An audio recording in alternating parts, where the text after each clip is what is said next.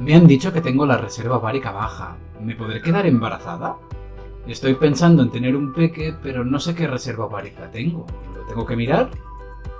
Hay demasiada información en internet, no sé con qué quedarme. ¿Es bueno o malo tener buena reserva ovárica? La reserva ovárica es tal vez la preocupación más importante de todas las mujeres que están buscando quedarse embarazadas. La pregunta más habitual que me hacen es: ¿cómo puedo saber cuál es mi reserva ovárica? Y cuando la saben, ¿qué implica esto para quedarse embarazados? Hoy intentaremos resolver estas dudas. Lo primero y más importante es saber qué es la reserva ovárica. Pues la reserva ovárica, corto y raso, es el número de óvulos que hay dentro de los ovarios. Esto es muy básico. Básicamente, cuando vamos creciendo dentro de la barriga de nuestra madre, se nos desarrollan los ovarios y ahí crecen un montón de células que serán los óvulos. Justo antes de nacer tenemos 5 millones de células. Estas células se seleccionan, es decir, cada vez tenemos menos, y cuando llegamos a la primera menstruación, que también se llama menarquia, tenemos alrededor de 400.000 óvulos. Y estos óvulos se mantendrán hasta la menopausia, es decir, no creamos nuevos, sino que son los que tenemos.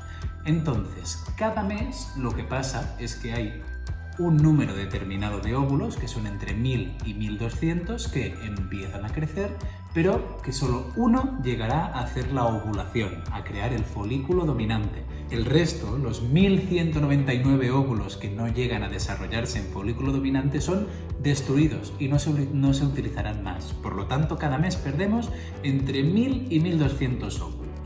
Entonces, como podemos ver, la reserva folicular irá bajando paulativamente desde la primera regla hasta la menopausia, y por lo tanto tendremos una reserva más alta justo al empezar las reglas y más baja en la menopausia. Esta es la idea, pero cada mujer tiene una reserva folicular distinta y propia, que no tiene por qué ser igual que una mujer de las mismas características de su misma edad. Entonces la pregunta es: ¿y cómo sabemos cuál es nuestra reserva ovárica? Hay dos métodos para saberlo. El primer método, y en realidad el más objetivo, es la determinación de la hormona antimülleriana. La hormona antimülleriana es una hormona que secretan los óvulos justo antes de convertirse en folículos, lo que se llama óvulo primario. Entonces, si sabemos el número o el valor de esta hormona, podremos determinar el número de óvulos primarios y, por lo tanto, podremos saber cómo de cargado está este ovario. Para que nos hagamos una idea, y dependiendo de las unidades, sabemos que la normalidad, lo que consideramos una hormona antimülleriana normal, está por encima de 1,2.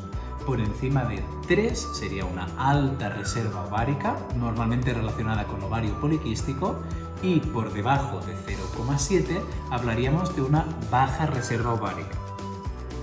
La otra forma de determinar la reserva ovárica es mediante una ecografía, una analítica y el valor de nuestra edad. ¿Qué es lo que miramos en esta ecografía? Lógicamente vamos a mirar los ovarios. Tenemos que entender que la mayoría de estos óvulos primarios no se ven por ecografía, son células, no las podemos ver. Lo que sí que podemos ver son lo que llamamos los folículos antrales, que significa un número determinado de óvulos que se seleccionan y se convierten en folículos, que son acúmulo de líquido.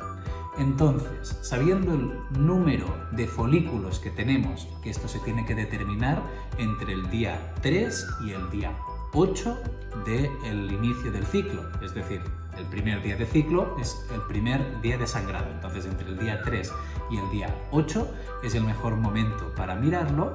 Contamos el número de folículos que tenemos por cada ovario, tenemos que saber que estos folículos tienen que ser menores de 10 milímetros, mayores de 4 milímetros. Y sabiendo el número exacto podremos determinar, junto con nuestra edad y nuestra FSH, que es la hormona que miramos para determinar cómo de funcional es el ovario, podemos más o menos hacer una injerencia de cuántos óvulos tenemos en el ovario. Para que nos entendamos, un valor normal de reserva folicular sería si podemos contar entre 8 y 12 folículos entre los dos ovarios. Menos de 8 se podría corresponder a una baja reserva ovárica. y más de 12 y sobre todo más de 16 estaríamos hablando de una alta reserva ovárica, también relacionada, como hemos dicho, con el ovario poliquístico. La siguiente pregunta más habitual es, de acuerdo, ya sé cuál es mi reserva ovárica, pero esto, ¿qué implica? Básicamente, la reserva ovárica implica el número de óvulos que hay en el ovario, como ya he dicho, pero no tiene por qué tener relación con la calidad de estos óvulos ni con la capacidad de una mujer de quedarse embarazada. ¿Qué significa? Significa que una baja reserva ovárica, por ejemplo, en una mujer joven de 25 años, no tiene por qué directamente implicar que no se pueda quedar embarazada de forma espontánea. De hecho, es mucho más probable que se quede embarazada una chica de 25 años con una baja reserva que una mujer de 39 años con una alta reserva. Simplemente lo que sabremos es que el número total de óvulos es mayor o menor respecto al resto de mujeres de su edad. ¿Cuáles son las cosas que pueden hacer que tengamos una alta reserva ovárica o una baja reserva ovárica? Básicamente, la alta reserva ovárica prácticamente siempre se relaciona o con la juventud. Si hiciéramos una analítica a una niña antes de tener la primera regla, tendría una antimoleriana muy alta. O al ovario poliquístico. Es básicamente la patología con la que se relaciona la alta reserva ovárica.